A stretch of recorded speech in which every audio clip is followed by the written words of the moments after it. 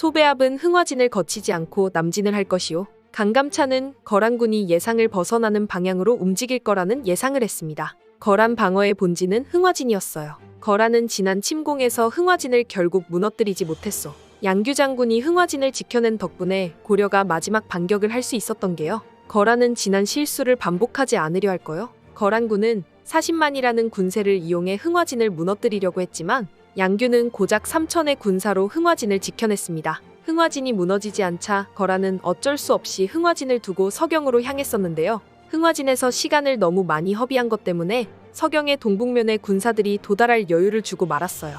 우리는 모든 가능성을 열어두고 생각해야 하오. 거란이 무엇보다 최우선으로 흥화진을 공략하려고 할 수도 있고 흥화진을 공략하지 않고 우회해서 남하할 가능성도 있어. 그러니 우리는 그 모든 수에 대비를 해야 할 필요가 있는 것이오. 전황을 잃는 강감찬의 능력은 아주 탁월했습니다. 이제 이른이 넘어가는 나이의 노장이었지만 그동안 거란에 대해 준비를 많이 해온 것도 있었던 덕분이었죠. 우리는 거란군의 움직임을 포착하기 위해 삼교천 인근에 복병을 배치해야 하오. 거란군이 개경으로 진군하는 것만큼은 어떻게든 막아야 하오. 하지만 강감찬의 전략에 반대하는 장수들도 있었습니다. 소배합이 흥화진과 통주를 남겨놓고 진군을 했다가 낭패를 봤으니 이번에는 총력전을 펼쳐 흥화진을 함락하려 할 것입니다. 그렇게 되면 복병으로 배치한 병력들은 아무 쓸모가 없어지지 않습니까? 정석대로 흥화진과 통주성을 굳건히 지키는 것이 가장 합리적인 선택이 아니겠습니까? 장수들의 우려도 분명히 일리가 있는 말이었지만 그건 소배합이 어떤 장수인지 잘 모르고 하는 말이었습니다.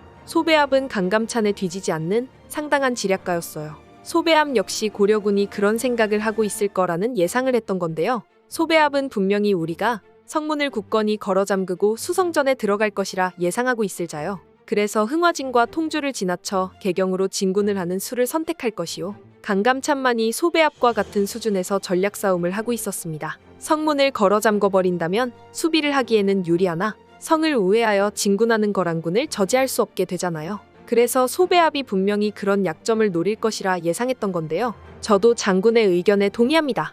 제가 군사를 이끌고 나아가 거란군의 우회 경로에 매복을 하겠습니다. 전략에 밝은 강민첨이 강감찬의 의견에 동조했습니다. 강민첨은 강감찬이 믿을 수 있는 장수 중 하나였죠. 강민첨은 삼교천에서 거란군이 강을 건너는 것을 기다려 불의의 일격을 가할 준비를 했는데요. 소가죽을 엮어 삼교천을 막아 강에 흐르는 물줄기를 줄여놓았습니다. 거란군이 강을 건너기 좋은 상태를 만들어 놓았던 거죠. 수량이 줄은 강은 쉽게 얼어붙는다. 거란놈들은 삼교천을 미리 와본 적이 없으니 여기가 원래부터 이렇게 건너기 좋은 강이라 생각할 게 분명하다. 강감찬의 예상은 그대로 적중했습니다. 흥화진을 우회하여 고려국왕을 최단 기간에 사로잡는다. 소배합의 명을 받은 거란군은 흥화진을 우회하여 삼교천을 건너려고 했습니다. 하지만 때를 맞춰 둑을 터버린 강민첨의 지략 때문에 거란군은 얼어붙은 강 위에서 허둥지둥 할 수밖에 없었고 소배합의 계략은 완전히 물거품이 되고 말았습니다. 삼교천 전투의 실제 상황에 대해서는 여러 가지 가설이 존재하고 있지만